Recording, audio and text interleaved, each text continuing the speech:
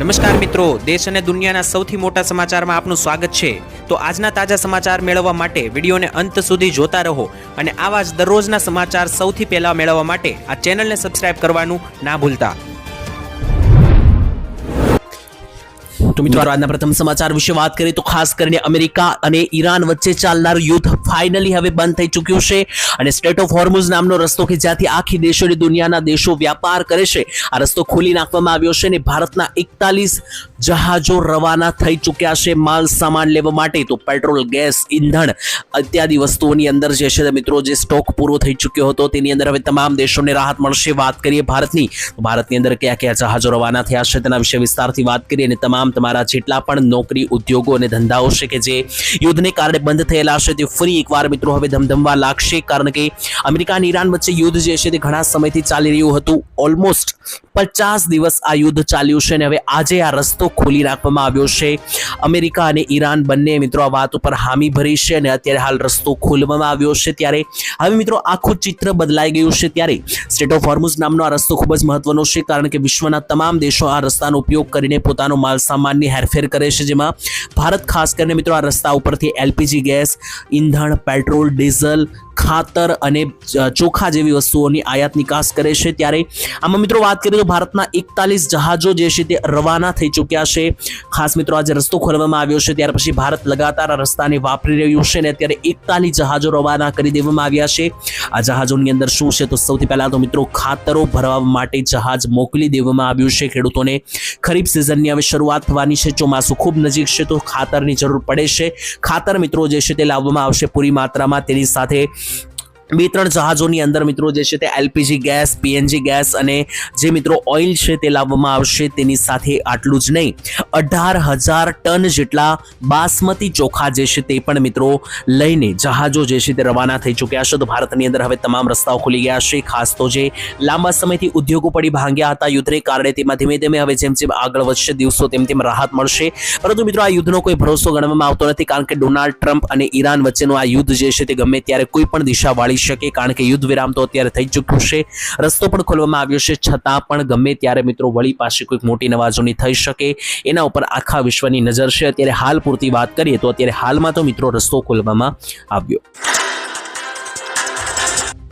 ત્યાર પછીના મહત્વના સમાચાર વિશે વાત કરીએ તો મોદીજીનું મિત્રો જે બિલ હતું મહિલા અનામત બિલ નામંજૂર કરવામાં આવ્યું। જ્યાં મિત્રો વાત કરીએ તો લાંબા સમયથી મિત્રો આ ચર્ચા ચાલી રહી હતી અને 16 તારીખે સાંસદની અંદર એક બિલ રજૂ કરવામાં આવ્યું હતું, મહિલા અનામત બિલ। આ બિલનો ઉપયોગ મિત્રો કરીને જો આ બિલ પાસ થયો હોત તો મહિલાને એક વિશેષ લાભ મળવાનો હતો। મોદી સરકારે પહેલા કીધું હતું કે મહિલાઓ જે છે તે પણ દેશની અંદર સરખો જ ભાગ ભજવે છે, તો દેશનો વિકાસ કરવો હોય તો જેટલો ફાળો પુરુષો આપશે એટલો જ ફાળો મહિલા તરફથી મળશે, તો જ દેશનો વિકાસ થવો જે છે તે સંભવ છે એવું મોદીજીએ કહ્યું હતું ને આ બિલ મિત્રો રજૂ કરવામાં આવ્યું હતું। અને જો એ બિલ પાસ થઈ ચૂક્યું હોત તો મિત્રો મહિલાઓને આરક્ષણ મળવાનું હતું અને ખૂબ જ વધારે અન્ય પણ બેનિફિટ એટલે કે લાભો મહિલાને થવાના હતા। પરંતુ મિત્રો આ બિલ જ્યારે રજૂ કરવામાં આવ્યું સાંસદની અંદર ત્યારે જે મિત્રો એના આંકડા અને પરિણામ આવ્યા છે ખૂબ જ દુઃખદ ગણી શકાય, કારણ કે 230 મિત્રો વોટ જે છે તે મિત્રો બિલના વિરુદ્ધમાં ગયા અને 298 લોકોએ હા માટે મતદાન કર્યું, બિલ પાસ કરવા માટે મતદાન કર્યું, પરંતુ 230 લોકોએ બિલનું મનાય મિત્રો બિલ નામંજૂર કરવા માટે મતદાન કર્યું। આનાથી બિલ જે છે તે મિત્રો પસાર થઈ શક્યું નહીં, એટલે મહિલાઓ માટે છે કે પણ ફેરફારો સુધારા વધારા કરવાના હતા એ હવે અશક્ય છે। આનો જવાબ પણ મિત્રો અમિત શાહે આપ્યો છે ને ખાસ કરીને વિરોધ પક્ષ એટલે કે વિપક્ષે મિત્રો જે આ બિલનો વિરોધ કર્યો એના ઉપર મિત્રો પ્રહાર કરતા અમિત શાહે કહ્યું કે દેશની મહિલાઓ જે છે તે આ વાત ક્યારેય ભૂલશે નહીં કે ભાજપ સરકાર જ્યારે મહિલાઓ માટે સુધારા કરવા જઈ રહી હતી ત્યારે કોંગ્રેસ સરકારે અને વિપક્ષ સરકારે ઊભા વિરોધ કર્યો। દેશની મહિલાઓ ક્યારેય પણ આ ભૂલશે નહીં અને યાદ રાખશે, ચૂંટણી સમયે પણ યાદ રાખશે તેવું પણ અમિત શાહે કહ્યું। ત્યાર પછીના મહત્વના સમાચાર વિશે વાત કરીએ તો ખાસ કરીને સૌથી પહેલા ખાસ ચેતી જજો, જો તમે પણ મિત્રો માર્કેટમાંથી ચોખા લઈને ખાતા હોય તો ખાસ ચેતી જજો, કારણ કે ચોખાના નામે અત્યારે પ્લાસ્ટિકના ચોખા માર્કેટમાં ખૂબ વધી રહ્યા છે। ત્યારે આજકાલની મિત્રો વાત નથી, છેલ્લા ઘણા બધા વર્ષોથી માર્કેટમાં પ્લાસ્ટિકના ચોખા આવેલા હતા, પરંતુ હવે આ માર્કેટમાં મિત્રો આનું પ્રમાણ વધવા લાગ્યું છે। આટલા મિત્રો આ ચોખા પ્લાસ્ટિકના જે મિત્રો છે તે એટલા ઝીણવટથી બનાવવામાં આવ્યા છે કે તમને કોઈ પણ પ્રકારે ખ્યાલ ના આવી શકે કે પ્લાસ્ટિકના ચોખા છે કે પછી ઓરિજિનલ ચોખા છે। તો આને કઈ કઈ રીતના ઓળખવા તે લઈને પણ ઘણી બધી ટિપ્સ આપવામાં આવી હતી. તો આજના સમયમાં મિત્રો શુદ્ધ ખોરાક મેળવવો ખૂબ મુશ્કેલ બની ગયો છે, કારણ કે તમે ભલે વધારે પૈસા આપીને ખરીદવા જાઓ છતાં પણ 100 રૂપિયા ઉપરના કિલોના જે ચોખા છે એમાં પણ પ્લાસ્ટિકના ચોખા મળી રહ્યા છે. ખાસ મિત્રો તમને જણાવી દઈએ તો લોકો જે છે તે ખાસ કરીને ઓળખી શકતા નથી. ભેળસેળનું પ્રમાણ એટલું વધી ગયું છે કે લોકો મોંઘા ભાવે ઝેર ખરીદી રહ્યા હોય તેવી પરિસ્થિતિ સર્જાઈ રહી છે. ખાસ કરીને આપણા રસોડામાં રોજ બનાવવામાં આવતા વાનગી એટલે કે ચોખા પણ હવે નકલી મળવા લાગ્યા છે, પ્લાસ્ટિકની ભેળસેળવાળા. તો આની અંદર મિત્રો ઘણી બધી ટેસ્ટ કરવામાં આવે છે. ખાસ કરીને મહિલાઓ જે છે તે મિત્રો ઘણી બધી ટેસ્ટ અને પ્રક્રિયાઓ કરે છે, જેનાથી આપણે ઓળખી શકીએ કે જે આ ચોખા વાપરવામાં આવ્યા છે તે ઓરિજિનલ છે કે નહીં. તેમાંથી મિત્રો તમે કઈ રીતના જાણી શકો કે આ ચોખા ઓરિજિનલ છે કે નહીં તે મિત્રો તમને સમજાવું. તો ચોખાને પાણીમાં પહેલા તો મિત્રો પલાળવાના રહેશે. ચોખાની શુદ્ધતા તપાસવા માટે સરળ રસ્તો એક છે કે એક વાસણમાં પાણી ભરીને તેમાં થોડા ચોખા તમારે નાખવાના રહેશે. જો ચોખા પાણીમાં ઉપર તરવા લાગે તો સમજી લેવું કે એ ચોખા નકલી હોઈ શકે, પ્લાસ્ટિકના બનાવેલ હોઈ શકે, કારણ કે ઓરિજિનલ ચોખા પાણીમાં તરતા નથી. ત્યાર પછીના સૌથી મોટા સમાચાર વિશે વાત કરીએ તો ભારત દેશની સુરક્ષા માટે હાઈ લેવલની બેઠક બોલાવવામાં આવી. ત્યારે મિત્રો આજે સવારે જે છે તે સૌથી મોટા સમાચાર આવ્યા હતા અને મોદી સરકારે એક મોટી ઇમ્પોર્ટન્ટ બેઠક બોલાવી છે, જ્યાં મિત્રો અત્યારે યુદ્ધ વિરામ થયું છે. અમેરિકા અને ઈરાન વચ્ચેનું યુદ્ધ લાંબા સમયથી ચાલતું હતું, 50 દિવસથી તે વિરામ થયું છે. તો આની અસર કોઈ પણ પ્રકારે ભારત દેશ ઉપર ના પડે અને ભારત કઈ રીતના પોતાની દેશની સુરક્ષા બનાવી રાખે અને અન્ય રીતે પણ મિત્રો વાતચીત કરવા માટે મોદી સરકારે હાઈ લેવલની બેઠક બોલાવી.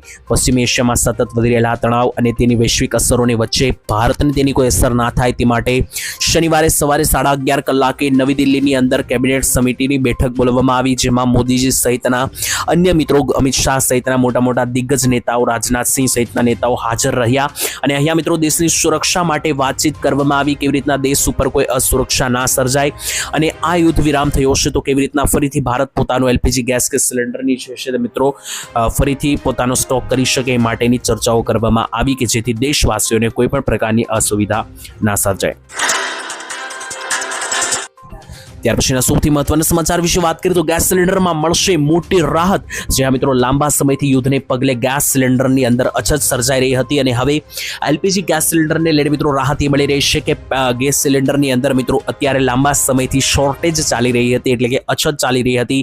કોમર્શિયલ એલપીજી સિલિન્ડર મળી રહ્યા ન હતા, જેથી ધંધાર્થીઓના ધંધા પણ અટકી ચૂક્યા હતા. ત્યારે મિત્રો અત્યારે સમાચાર આવી રહ્યા છે કે જે યુદ્ધ અટક્યું છે આનાથી ગેસ સિલિન્ડર ધારકોને મોટી રાહત મળી શકે. સાથે મિત્રો વાત કરીએ તો ગયા મહિનાની અંદર એલપીજી ગેસની અંદર 60 રૂપિયાનો વધારો કરવામાં આવ્યો હતો. તો હવે આ યુદ્ધ અટકી ચૂક્યું છે. ફરીથી એલપીજીનો સિલિન્ડરનો જથ્થો જે છે તે ભારત તરફ આવે તો આવનારા મહિનાથી એટલે કે 1લી તારીખથી ફરીથી ગેસનો ભાવ ઘટી પણ શકે જો યુદ્ધ વિરામનો ફાયદો ભારત લેશે તો. અને બીજા નંબરે મિત્રો મહત્વની અપડેટ એ પણ છે કે જો તમે ક્યારેય અત્યારે ભારત ગેસનો બુક કરી રહ્યા હોય, ઇન્ડિયન ગેસ કે એચપી ગેસનો બુક કરી રહ્યા હોય અને તમારો ગેસ લાંબા સમયથી ના આવતો હોય અથવા સરખો બુકિંગ ના થતો હોય તો હવે તમે વોટ્સએપનો યુઝ કરીને પણ એલપીજી ગેસ સિલિન્ડર બુક કરાવી શકો. જેમ કે પહેલા તો વોટ્સએપના માધ્યમથી જો તમારે એલપીજી બુક કરાવવો હોય તો પહેલા તો ઇન્ડિયન ગેસ જો મિત્રો તમે વાપરો છો તો હું તમને બધા ગેસના એક પછી એક નંબર આપું છું. જો તમે વોટ્સએપ વાપરતા હોય, વોટ્સએપના માધ્યમથી હવે તમારા ગેસ સરળતાથી બુક થશે. તો જો તમે ફોનથી બુક કરાવ્યા હોય અને ગેસ સિલિન્ડર ડિલિવર ના થયા હોય તો હવે તમે આ રીતે વોટ્સએપથી પણ ટ્રાય કરી શકો. જેમાં સૌથી પહેલા મિત્રો વાત કરીએ તો ઇન્ડિયન ગેસ જો તમે વાપરી રહ્યા હો તો ઇન્ડિયન ગેસનો જે મોબાઈલ નંબર છે, વોટ્સએપ નંબર છે 7588882824, એટલે કે 7588888824. આ નંબર ઉપર તમે ફોન કરશો, ઇન્ડિયન ગેસની અંદર વોટ્સએપ કરશો અને વોટ્સએપ ઉપર તમારે રિફિલ લખીને મોકલવાનું છે એટલે ગેસ બુક થઈ જશે. જો તમે ભારત ગેસનો વાપરી રહ્યા હોય તો ગેસ સિલિન્ડર તો ભારત ગેસ માટે 1800224344 આ વોટ્સએપ નંબર ઉપર તમારે રિફિલ અથવા હાઈ લખીને મોકલવાનું છે એટલે તમારો ગેસ સિલિન્ડર સરળતાથી બુક થઈ જશે અને તમારા એડ્રેસ ઉપર ડિલિવરી થઈ જશે. ત્યારબાદ મહત્વના સમાચાર જોઈએ તો ખેડૂતોને મળશે 75,000 રૂપિયાની સહાય અને ખેતરમાં સુવિધા કરવા માટે ખેડૂતોને સરકાર ખૂબ જ લાંબા સમયથી પૈસાની સહાય આપી રહી છે અને ખેડૂતો આ જાણતા નથી. ત્યારે ખેડૂતો જો તમે પણ ખેતરની અંદર પાણીની ટાંકી બનાવવા માંગતા હોય તો સરકાર તમને આ યોજનામાં આપશે 75,000 રૂપિયા અને હજુ 15 દિવસ બાકી છે મિત્રો. આ ખેડૂત પોર્ટલ ઉપર યોજનાના ફોર્મ ભરાઈ રહ્યા છે, 100 જેટલી યોજનાઓના ફોર્મ ભરાઈ રહ્યા છે. તો જો મિત્રો તમારે પણ યોજનાની અંદર પૈસા મેળવવા હોય તો તમે પણ મિત્રો આ યોજનાની અંદર ફોર્મ ભરી શકો. છેલ્લા 15 દિવસ બચ્યા છે. 75,000 રૂપિયા સુધીની સહાય ખેડૂતોને સરકાર ખેતરની અંદર પાણીની ટાંકી બનાવવા માટે આપે છે. તો જો તમારે પણ ખેતરની અંદર ટાંકી બનાવી હોય પાણીની તો મિત્રો તમે પણ જે છે તે આ યોજનાની અંદર ફોર્મ ભરી શકો. યોગ્ય ડોક્યુમેન્ટ સાથે તમારી અરજી પાસ થશે એટલે તમે આપેલો જે બેંક એકાઉન્ટ નંબર હશે તેમાં પૈસા જમા થઈ જશે. ત્યાર પછીના ખૂબ જ મહત્વના સમાચાર વિશે વાત કરીએ તો સૌથી મોટી અપડેટ આવી રહી છે હાલ બાળકોને ફોન આપતા પહેલા ખાસ જેથી જો સૌથી મોટા અને કામના સમાચાર સામે આવી રહ્યા છે માતા પિતા અને તેમના બાળકોને રમવા માટે સ્માર્ટફોન તો આપે છે પરંતુ અત્યારે હાલ સેપિયન લેબ દ્વારા કરવામાં આવેલા એક સર્વે અને એક રિસર્ચની અંદર જાણવા મળ્યું છે કે આ બિલકુલ સારું વ્યસન નથી બાળકોને તમે મિત્રો જે મોબાઈલ ફોન આપો છો એ મિત્રો ખૂબ ખરાબ વ્યસન ગણવામાં આવે છે જેવી રીતના વડીલો અને ઉંમરલાયક વ્યક્તિઓ કે જેવી રીતના તમાકુ કે દારૂનું વ્યસન કરતા હોય છે તેવી રીતના બાળકો પણ જે આ ફોનનું યુઝ કરે છે તેને એક વ્યસન જ ગણવામાં આવે કારણ કે બાળકોને ખબર રહેતી નથી કે કેટલો દૂર રાખીને મોબાઈલ જોવો આંખની એકદમ નજીક રાખવાથી મિત્રો બાળકોને 3-4 મોટા નુકસાન થઈ શકે જે તેમને આગામી ઉંમરોની અંદર નુકસાન પહોંચાડી શકે સૌથી પહેલા તો મિત્રો એવું રિસર્ચમાં સામે આવ્યું છે કે 40થી વધારે દેશોમાં જે આ રિસર્ચ કરવામાં આવ્યું તેમાં જાણવા મળ્યું છે કે વધારે પડતો ફોનનો ઉપયોગ કરવાથી બાળકોના ગુસ્સાની અંદર વધારો થાય છે તો નાનું બાળક હોય તે પણ ઝડપી ગુસ્સો દેખાડી દેશે તમારી કોઈ વાત માનતું નથી તો આ પરિસ્થિતિમાં જો તમારું બાળક પણ મિત્રો કોઈ પણ તમારું વાત માનતું ના હોય તો તમે એ વાત નોટિસ કરજો કે તમે વધારે મોબાઈલ આપતા હશો એટલા માટે બાળક જલ્દી ગુસ્સે થઈ જતું હશે બીજા નંબરે આ બાળક જ્યારે આગળ મોટું થાય છે ત્યારે તેના માનસિક ક્ષમતા પણ મિત્રો ઘટી જાય છે વધારે પડતા મોબાઈલ યુઝને કારણે માનસિક અને શારીરિક બંને વસ્તુઓ પર તેની અસર પડે છે અને આંખો ઉપર પણ ખાસ ઇમ્પેક્ટ પડે